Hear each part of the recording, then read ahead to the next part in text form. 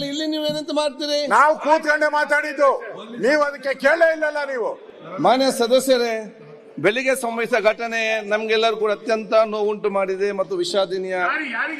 ಈ ಪೀಠ ಕೇವಲ ಒಂದು ಕುರ್ಚಿ ಅಲ್ಲ, ಇದು ಪ್ರಜಾಪ್ರಭುತ್ವದ ಪ್ರತೀಕವಾಗಿದೆ, ಸತ್ಯ ಮತ್ತು ನ್ಯಾಯದ ಸಂಕೇತವಾಗಿದೆ.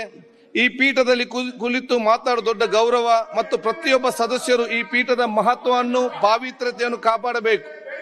ನಾವು ನಮ್ಮ ಕಾರ್ಯಗಳನ್ನು, ಮಾತುಗಳನ್ನು, ನಡೆ ನುಡಿಗಳನ್ನು ಎಚ್ಚರಿಕೆಯಿಂದ ನಡೆಸಬೇಕು. ಏಕೆಂದರೆ ನಮ್ಮ ಅವಸರದ ಅಹಿತಕರ ಕೃತ್ಯದ ಪೀಠ ಗೌರವಕ್ಕೆ ಧಕ್ಕೆ ಮಾಡಬಾರದು. ನಾವ್ಯಾರು ಕೂಡ ಪೀಠಕ್ಕಿಂತ ದೊಡ್ಡವರಲ್ಲ.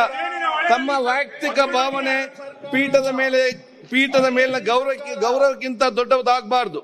ನಾವೆಲ್ಲರೂ ಬದ್ಧತೆಯಿಂದ, ಶಾಂತತೆಯಿಂದ ಮತ್ತು ಸಂಸ್ಕಾರದಿಂದ ನಡೆಯಬೇಕು. ಈ ಘಟನೆ ನಮಗೆ ಪಾಠವಾಗಲಿ.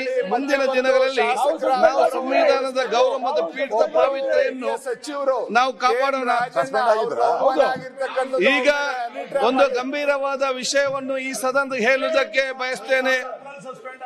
ಪ್ರಜಾಪ್ರಭುತ್ವದ ಈ ಸಂಸದೀಯ ವ್ಯವಸ್ಥೆಯಲ್ಲಿ ನಾವು ಸದನವು ಅತ್ಯಂತ ಪವಿತ್ರವಾದ ಮತ್ತು ಸಭಾಧ್ಯಕ್ಷರಿಗೆ ಅತ್ಯಂತ ಗೌರವವಾದದ್ದು.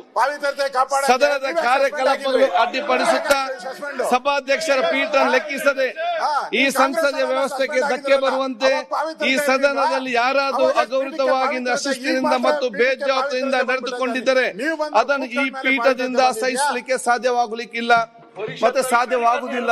ಯುಟಿ ಖಾದರ್ ಶ್ರಮಿಸ್ತಾರೆ, ಅದು ಈ ಪೀಠ ಶ್ರಮಿಸುವುದಿಲ್ಲ. ಆದ ಕಾರಣ ನ್ಯೂಸ್ ಫಸ್ಟ್ ನಿರ್ಭೀತಿಯಿಂದ ನಿಮ್ಮ ಪರವಾಗಿ.